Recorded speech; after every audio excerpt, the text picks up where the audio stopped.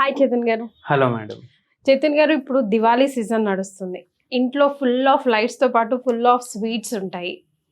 ప్రియాంక చోప్రా ఎప్పుడు అంటూ ఉంటుంది, దివాళీ వచ్చింది అని అంటే ఆ నెక్స్ట్ 2 months లో నేను ఒక 3 kgs అన్న ఈజీగా వెయిట్ గెయిన్ అవుతాను అని చెప్పేసి. బికాజ్ ఇంట్లో అన్ని మనం పిండి వంటలు కూడా చేసుకుంటూ ఉంటాం కదా, సో ఎలాగో వస్తూ ఉంటాయి, తింటూ ఉంటాం. So how to control? ఇప్పుడు మీరు అన్నారు కదా, ఈ హీరోయిన్ ఇట్లా వెయిట్ గెయిన్ చేస్తారు ఇట్లా దివాళీ దివాళీ సీజన్ పండుగ వచ్చిందంటే. వచ్చిందంటే. లాస్ట్ ఇయర్ నవంబర్ మంత్లో మన దగ్గర ఒక పేషెంట్ వచ్చింది. 1 month లో 12 కిలోలు పెరిగిరంట. 1 month లో అన్ని కిలోలు పెరుగుతారా? అన్ని కిలోలు పెరుగుతారా? పెరుగుతారు. పెరగడం చాలా ఈజీ, వెయిట్ తగ్గించుకోవడమే కష్టం, చాలా కష్టం, చాలా కష్టం. అయితే ఇప్పుడు 12 కిలోలు పెరిగిండ్రు. మోకాలు నొప్పులు స్టార్ట్ అయిపోయినాయి. ఆల్రెడీ ఉండే, ఇప్పుడు చాలా పెరిగిపోయినాయి. ఎందుకంటే ఆ పేషెంట్ ఏజ్ వచ్చేసి 50 ఏండ్లు ఉండే. మళ్ళా గర్భసంచి తీసేసిండ్రు వాళ్ళు. ఎందుకంటే బ్లీడింగ్ ఆగుతలేదు అనేసి వాళ్ళకు, ఇంకా ఫైబ్రాయిడ్లు ఉండే. అయితే బ్లీడింగ్ ఆగుతలేదు అనేసి ఎవరు సజెస్ట్ చేసిండ్రు, వాళ్ళు తీసేసిండ్రు. తీసేసిన తర్వాత ఆ పేషెంట్ కి ఆస్టియో ఆర్థరైటిస్ వచ్చేసింది. మళ్ళా దాని తర్వాత వెయిట్ అప్పటి వరకు జర కంట్రోల్లో ఉండే. ఈ పండగ సీజన్ వచ్చిందనేసి స్వీట్లు తినడం ఉండడం, అట్లా నెల మొత్తం స్వీట్లు, కారాలు, చుడువాలు, మురుకుళ్ళు, అవి ఇవి అన్నీ తిన్నారు. ఇప్పుడు తిన్న తర్వాత 12 కిలోలు పెరిగిండ్రు. అయితే ఇప్పుడు అందరికీ ఒక నోషన్ ఏముంటదంటే, మనం ఇంట్లో ఏదైతే వంటలు చేసుకుంటాం కదా, అవి చాలా హెల్దీ ఉంటాయి, అవి ఎంత తిన్నా ఏం నుక్సాన్ చేయదు బాడీకి అనేసి వాళ్ళకు ఒకటి థాట్ ఉంటుంది. ఇప్పుడు అందరు ఏం చేస్తారు, అరే ఇంటికాడే చేసినాం, తినండి. ఇట్లా అందరూ ఎక్కువ తినడం స్టార్ట్ చేస్తారు. ఎందుకంటే వాళ్ళకి ఏముంటది, అరే ఏం కాదు ఇంట్లోనే చేసుకున్నాం కదా, బయటికి వెళ్ళి తెస్తే అయినా ఏమైనా భయపడాలి, ఇంట్లో చేసినాం అమృతం తినండి అనేసి. అయితే స్వీట్లు మనం ఇంటికాడ చేసుకుంటాం, ఒక 5 కిలో నుంచి 10 కిలోల వరకు తయారు చేసుకుంటాం ఇంట్లో.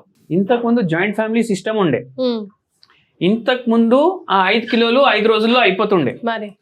కానీ ఇప్పుడు చిన్న చిన్న ఫ్యామిలీలు అయిపోయినాయి. కానీ క్వాంటిటీ మాత్రం ఆ జాయింట్ ఫ్యామిలీ క్వాంటిటీ ఇప్పటికీ చేసుకుంటాం మనం. మళ్ళీ మన దగ్గర ఇప్పుడు ఫ్రిడ్జ్లో వచ్చేసినాయి, ఫ్రిడ్జ్లో పెట్టేస్తాం.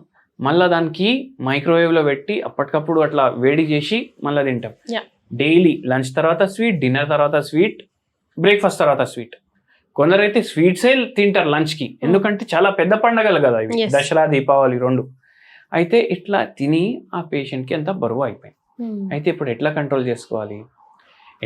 చేసుకోవాలంటే, మీరు ఈ స్వీట్లు చేసుకుంటారు కదా ఇంటికాడ, ఇప్పుడు ఎక్కువ నోళ్ళు ఉన్నారు అనుకోండి, వాళ్ళు ఏమనుకుంటారు, ఇప్పుడు షుగర్ మనం కన్జ్యూమ్ చేసే బదులు బయటికి వెళ్ళి ఇంటికాడ చేసుకోవాలి. అయితే ఇంటికాడ చేసుకున్నప్పుడు మీరు షుగర్ బదులు దాంట్లో మీరు జాగరీ వాడండి, బెల్లం వాడండి. ఇప్పుడు బెల్లం హామ్ చేస్తుందా?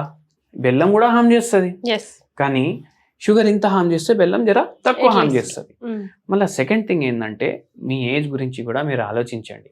ఇప్పుడు మీరు 12 ఏండ్లు 15 ఏండ్లు కాదు, 50 ఏండ్లు 60 ఏండ్లు ఉన్నారు. అప్పుడు మీరు క్వాంటిటీ కూడా జర చూసి కన్జ్యూమ్ చేయండి.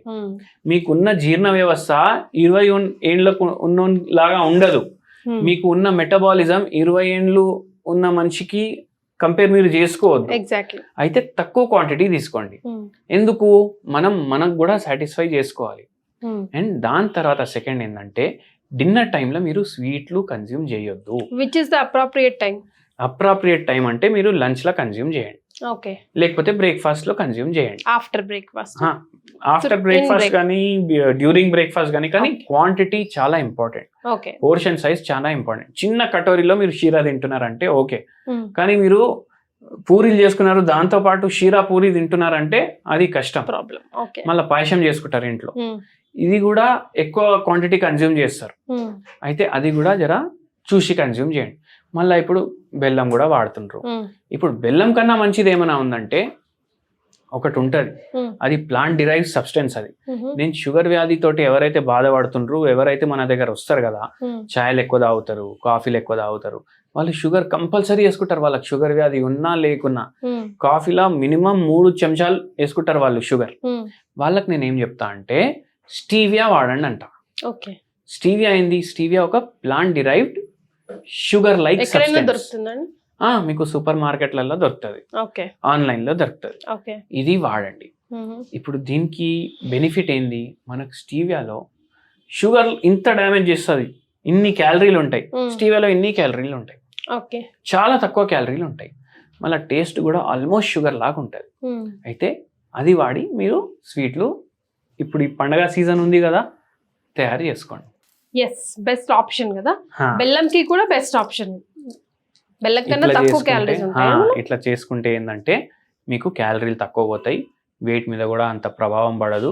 వెయిట్ ఎక్కువ వాళ్ళు కూడా చాలా మంది మన దగ్గర వస్తారు, మనం వాళ్ళకు హోమ్ రెమెడీ కూడా చెప్తాము, ఈ స్టీవియా కూడా చెప్తాము, అండ్ చాలా మంచి రిజల్ట్లు కూడా ఉంటాయి. హోమియోపతి మందులు కూడా ఇస్తాం అట్లనే. రైట్. సో మనం డెడికేటెడ్ గా ఎన్ని మంత్స్ పెట్టుకోవాలి ఇప్పుడు వెయిట్ లాస్ కి?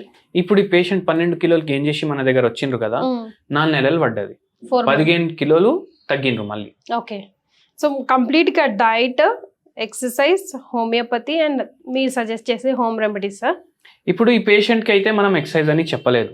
ఎందుకు చెప్పలేదు, ఆల్రెడీ మోకాలు నొప్పులు ఉన్నాయి, ఇంకేం ఎక్సర్సైజ్ చేస్తారు వాకింగ్ చేయమంటే.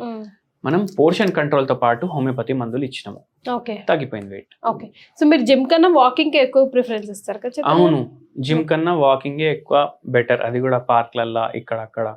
మనం జిమ్లకు డబ్బులు కట్టి మనమే ఎక్సర్సైజ్ చేయడం అనేది మనకు అంత రిజల్ట్ కూడా ఉండదు.